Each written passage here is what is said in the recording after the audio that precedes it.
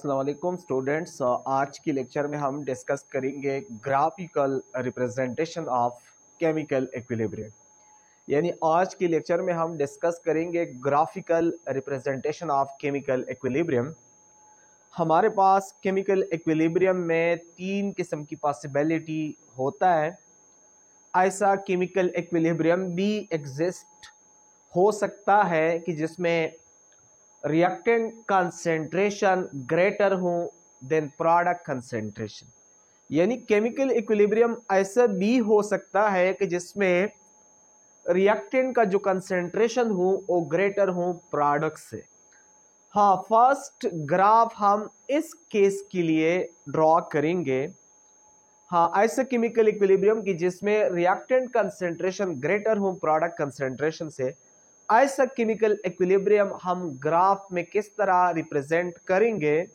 हाँ, इसके लिए फर्स्ट ग्राफ में ड्रा करता हूं। अच्छा, ग्राफ की ज्यादा चीजें मैंने लिखी हैं। ये ग्राफ जो है ये एक्स एक्सिस है।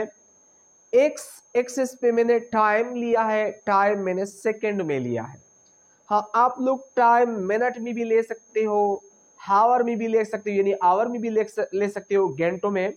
ये आप लोगों की मर्जी है कि टाइम आप लोग सेकंड में लेते हो या आवर में लेते हो या मिनट में लेते हो, लेकिन एक्स एक्सिस पे आप लोगों ने टाइम लेना है। हाँ, कंसंट्रेशन जो है वो वाई एक्सिस पे लेना है, वाई एक्सिस पे कंसंट्रेशन को लेना है। हाँ, कंसंट्रेशन की यूनिट है मोल पर डीएम क्यूब। कंसंट्रेशन मैंने शॉर्ट लिखा है, आगे ब्रैकेट में बंद किया है मोल पर डीएम क्यूब। मतलब कंसंट्रेशन की जो यूनिट है वो ये है, यानी 0 मोल पर डीएम क्यूब, 1 मोल पर डीएम क्यूब, 5 मोल पर डीएम क्यूब, इस तरह 9 मोल पर डीएम क्यूब, 10 मोल पर डीएम क्यूब। इस तरह वाई एक्सिस में इस तरह ऊपर की तरफ इस तरह कंसंट्रेशन इंक्रीज होता है। देख सकते हो 0 1 इस तरह 2 मोल पर डीएम क्यूब, 4 मोल पर डीएम क्यूब, 5 मोल पर डीएम क्यूब, 6 मोल पर डीएम क्यूब, इस तरह 9 मोल पर डीएम क्यूब, 10 मोल पर डीएम क्यूब। यानी इस तरह कंसंट्रेशन जो है वो इंक्रीज होता है वाई एक्सिस में।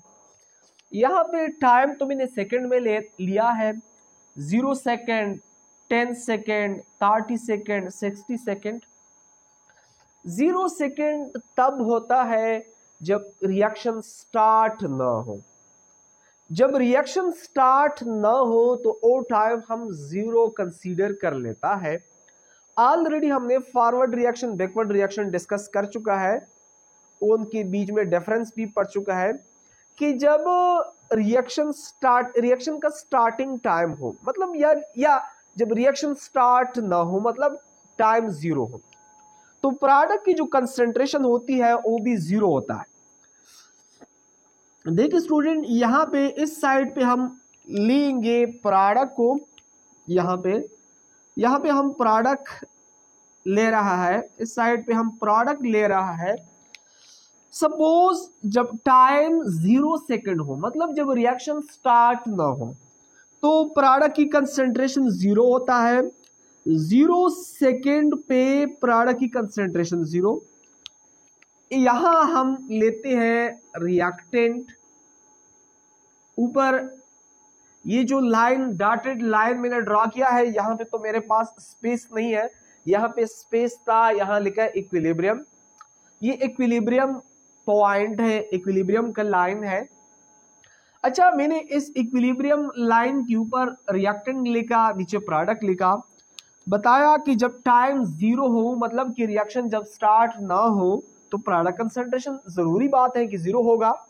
लेकिन जब रिएक्शन स्टार्ट ना हो, टाइम 0 हो, तो रिएक्टेंट कंसंट्रेशन जो होगा वो मैक्सिमम होगा।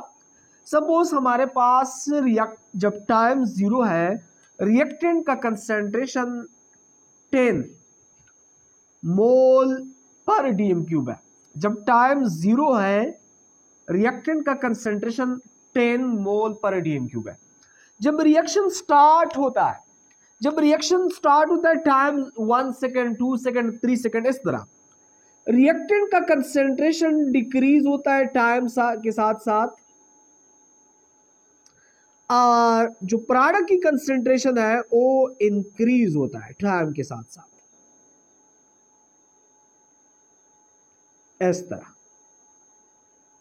ये थोड़ा और क्लियरिफाई करता हूं, इस तरह देखिए। इस तरह ग्राफ हम बना लेते हैं ऐसा केमिकल इक्विलिब्रियम कि जिसमें रिएक्टेंट कंसेंट्रेशन ग्रेटर हो प्रोडक्ट कंसेंट्रेशन से, तो उसके लिए हम ऐसा ग्राफ ड्रॉ करते हैं। इसका क्या मकसद है स्टूडेंट्स, देखिए यहां पे देखिए, यहां इस पॉइंट को जब टाइम जीरो था प्रोडक्ट की कंसेंट्रेशन जीरो, जब टाइम इस तरह इंक्रीज हुआ, सपोज यहां पे 8 सेकेंड, तो इसका कंसेंट्रेशन देख ले 1 मोल पर डीन क्यूब हुआ।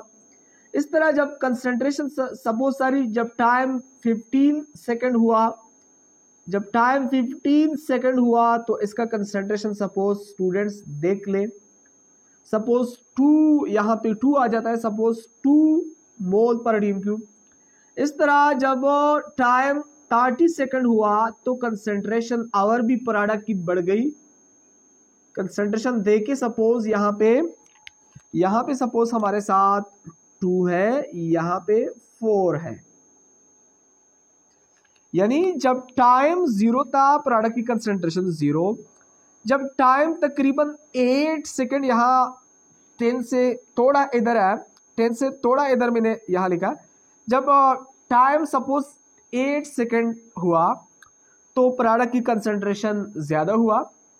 इस तरह जब कंसेंट्रेशन यहां पे सपोज टाइम जो है यहां पे सपोज 15 सेकेंड है, जब टाइम 15 सेकेंड हुआ तो प्रोडक्ट की कंसेंट्रेशन 2 मोल पर डीन क्यूब हुआ। इस तरह जब टाइम 30 सेकेंड हुआ प्रोडक्ट की कंसेंट्रेशन 4 तक पहुंच गई। इस तरह टाइम के साथ साथ जो रिएक्टेंट कंसेंट्रेशन है वो डिक्रीज होता है, और रिएक्टेंट कंसेंट्रेशन क्या होता है, डिक्रीज हो जाता है। किस तरह, जब टाइम जीरो था तो उस वक्त रिएक्टेंट की कंसेंट्रेशन 10 मोल पर डीन क्यूब थी। जब टाइम इस तरह चलता रहा 1 सेकेंड 2 सेकेंड, तो आहिस्ता आहिस्ता प्रोडक्ट रिएक्टेंट तो प्रोडक्ट में तब्दील होता रहा। मतलब जब रिएक्शन स्टार्ट हुआ तो रिएक्टेंट तो कन्वर्ट होना शुरू हुआ प्रोडक्ट्स को, इसी वजह से प्रोडक्ट की इसी वजह से रिएक्टेंट की कंसेंट्रेशन टाइम गुजरने के साथ रिएक्टेंट की कंसेंट्रेशन डिक्रीज होता है। टाइम जब स्टार्ट होता है रिएक्टेंट का कंसेंट्रेशन इसलिए डिक्रीज होता है कि वो प्रोडक्ट को कन्वर्ट होता है। यहां पे टाइम ज्यादा होने से प्रोडक्ट का कंसेंट्रेशन इसलिए बढ़ता है क्योंकि रिएक्टेंट प्रोडक्ट को कन्वर्ट होता है, प्रोडक्ट बनता है। लेकिन टाइम के साथ साथ तो रिएक्टेंट एक्चुअली क्या होता है, रिएक्टेंट प्रोडक्ट को कन्वर्ट होता है। इसी वजह से टाइम ज्यादा होने के साथ साथ प्रोडक्ट रिएक्टेंट की कंसेंट्रेशन डिक्रीज होता है। सपोज यहां पे जब टाइम जीरो था, जीरो सेकेंड पे, यानी अगर हम देख ले तो रिएक्टेंट की कंसेंट्रेशन 10। इस तरह जो 9 मोल पर डीन क्यूब है, 9 मोल पर डीन क्यूब कंसेंट्रेशन रिएक्टेंट का है। टाइम देख ले कि टाइम क्या था, टाइम यहां देख ले स्टूडेंट्स, टाइम सपोज 8 सेकेंड। इस तरह यहां पे देख ले जब 30 सेकेंड का टाइम हुआ तो उस वक्त रिएक्टेंट की कंसेंट्रेशन तकरीबन 6 मोल पर डीन क्यूब तक आता है।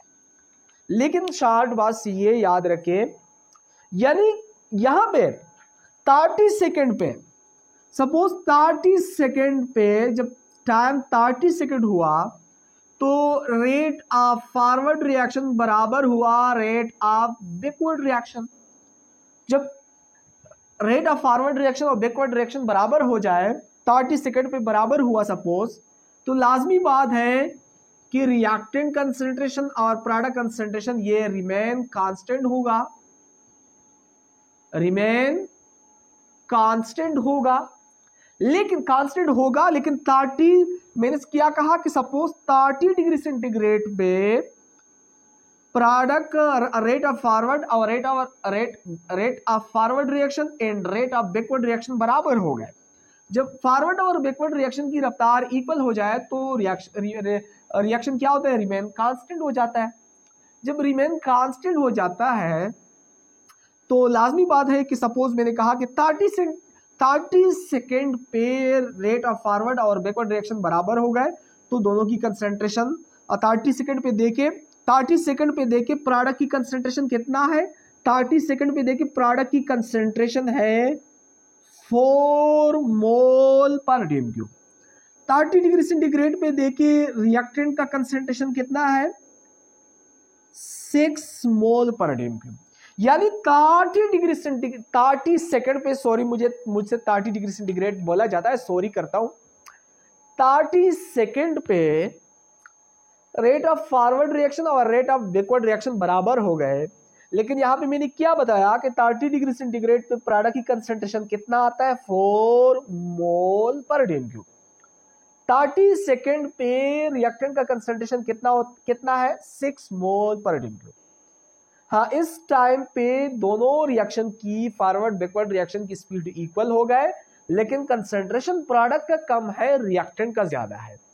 हाँ, ये केस है कि ऐसा केमिकल इक्विलिब्रियम कि उसमें रिएक्टेंट कंसेंट्रेशन ग्रेटर हो, प्रोडक्ट कम हो, तो उसके लिए इस किस्म की ग्राफ बनाएंगे। हाँ, इस किस्म की, ये प्रोडक्ट ये रिएक्ट, इस साइड टाइम, इस तरह टाइम इंक्रीज होता है, इस साइड पे कंसेंट्रेशन, इस तरह कंसेंट्रेशन इंक्रीज होता है। ठीक है स्टूडेंट, आगे हम केस नंबर 2 की तरफ आ जाते हैं।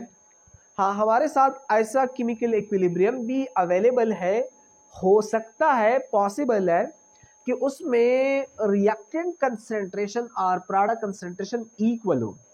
हाँ मेरे प्यारे स्टूडेंट्स, याद रखिए कि कंसेंट्रेशन जो है, कंसेंट्रेशन ये केमिकल इक्विलिब्रियम की चैप्टर में हम स्क्वायर ब्रैकेट के साथ रिप्रेजेंट करते हैं। कंसेंट्रेशन के लिए हम केमिकल इक्विलिब्रियम की चैप्टर में स्क्वायर ब्रैकेट भी लिखता है।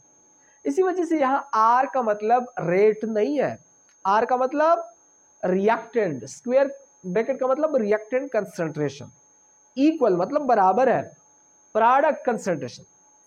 ऐसा केमिकल इक्विलिब्रियम कि जिसमें दोनों कंसेंट्रेशन बराबर हो, तो उसके लिए हम ग्राफ इस तरह बनाते हैं। ये तो कहानी दोबारा एक्सप्लेन करने की जरूरत नहीं है। जब टाइम 0 होता है प्रोडक्ट रिएक्टेंट कंसेंट्रेशन मैक्सिमम होता है। जब टाइम 0 होता है 0 सेकेंड, रिएक्टेंट कंसेंट्रेशन मैक्सिमम होता है। लेकिन टाइम स्टार्ट होने के साथ साथ, टाइम गुजरने के साथ साथ रिएक्टेंट कंसेंट्रेशन इस तरह डिक्रीज हो जाता है। हाँ, टाइम गुजरने के साथ साथ जब टाइम 0 हो प्रोडक्ट कंसेंट्रेशन 0, लेकिन जब टाइम स्टार्ट हो जाता है तो रिएक्टेंट प्रोडक्ट को कन्वर्ट होता है, रिएक्टेंट प्रोडक्ट को कन्वर्ट होता है। इसी वजह से टाइम होने के साथ रिएक्टेंट कंसेंट्रेशन डिक्रीज होता है, और जब प्रोडक्ट को कन्वर्ट होता है तो प्रोडक्ट कंसेंट्रेशन इंक्रीज होता है। इसी वजह से टाइम स्टार्ट होने के साथ जो प्रोडक्ट की कंसेंट्रेशन होती है वो इंक्रीज होती है। ये देखिए स्टूडेंट, ये नीचे वाला लाइन प्रोडक्ट के लिए मैंने बना लिया, और ये ऊपर वाला रिएक्टेंट के लिए हुआ, ये रिएक्टेंट के लिए ये प्रोडक्ट। हाँ, दोनों लाइन टकरा जाती है। ऐसा केमिकल इक्विलिब्रियम कि जिसमें रिएक्टेंट और प्रोडक्ट कंसेंट्रेशन बराबर हो, तो उसी की ग्राफ में हम दोनों लाइन को टकराएंगे, इस तरह कोलैप्स करेंगे, मर्ज करेंगे, एक दूसरे को मर्ज करेंगे, डिफ्यूज करेंगे। हाँ, मतलब टोटल कंसेंट्रेशन रिएक्टेंट का जब टाइम 0 था, रिएक्टेंट का टोटल कंसेंट्रेशन 10 मोल पर dm³ है। जब टाइम 0 है रिएक्टेंट कंसेंट्रेशन 10 मोल पर dm³। जब टाइम 0 है प्रोडक्ट का कंसेंट्रेशन 0, रिएक्टेंट का 10 मोल पर dm³। लेकिन सपोज यहां पे देखिए, सपोज कब इक्विलिब्रियम आ गया, सपोज यहां पे देख ले, सपोज ये हमारे पास है 50 सेकेंड पे रेट ऑफ फॉरवर्ड रिएक्शन बराबर हुआ रेट ऑफ बैकवर्ड रिएक्शन। कब? 50 सेकेंड पे जब बराबर हुआ, तो उस वक्त क्या सूरत हाल थी कि दोनों की कंसेंट्रेशन, रिएक्टेंट की कंसेंट्रेशन और प्रोडक्ट की कंसेंट्रेशन, दोनों की कितना थी 5 मोल पर dm³।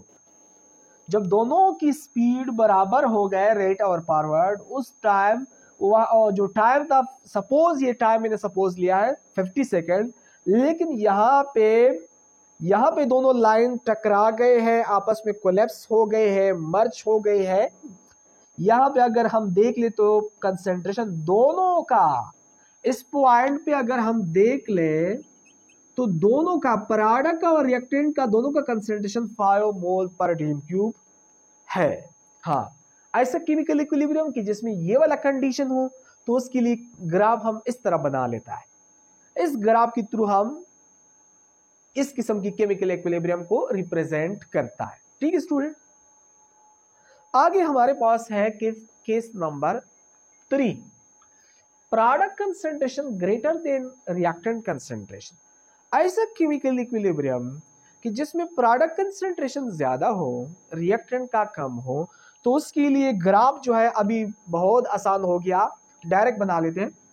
इस किस्म की ग्राफ हम बना लेते हैं, इस किस्म की।